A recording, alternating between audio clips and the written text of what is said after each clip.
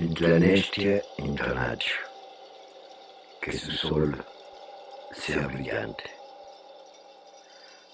Otro tratazim, tonatio, amo poliwi, tonansin del clipac. Camino a nuestro Padre Sol, no destruyendo a nuestra Madre Tierra aquí sobre ella.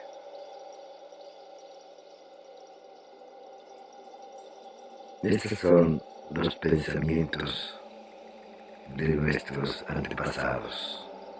Inclanestia intonatio, que su sol sea brillante.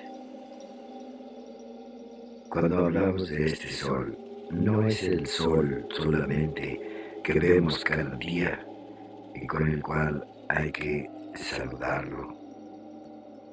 Hay que estar de pie a esa hora en que él va a salir para saludarlo, para tomar esa energía, porque nosotros sabemos que en ese amanecer las cargas de energía vital son más fuertes, por lo menos en el campo, porque ahora parece que en la ciudad hasta ya se sugiere que no se levante uno tan temprano, que no haga ejercicio uno temprano, cosa que no es de acuerdo con el pensamiento indio.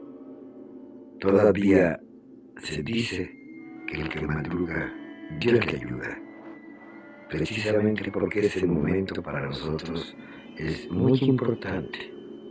Es el momento en que esa energía que viene del sol se integra, la tomamos a través de la respiración, entra por nuestra nariz y va y se aloja a nuestro corazón, que es donde está ese otro centro que llamamos también motivación solar, y llega hasta nuestra parte baja, lo que la ciencia llama plexo solar, que es donde se llega y se conjunta esta energía de nuestro sol interno, de nuestra energía vital, con la energía vital que el sol está mandando.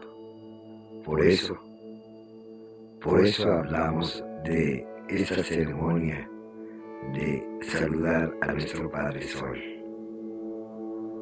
A nuestro Padre Sol, puesto que Él es el que nos indica cómo tenemos que llevar nuestra vida. El sol, desde el principio que sale, comienza a dar luz, comienza a trabajar, comienza a caminar, y sus pasos son la danza que Él realiza en el cielo, y en el Huicatl decimos, en ese firmamento.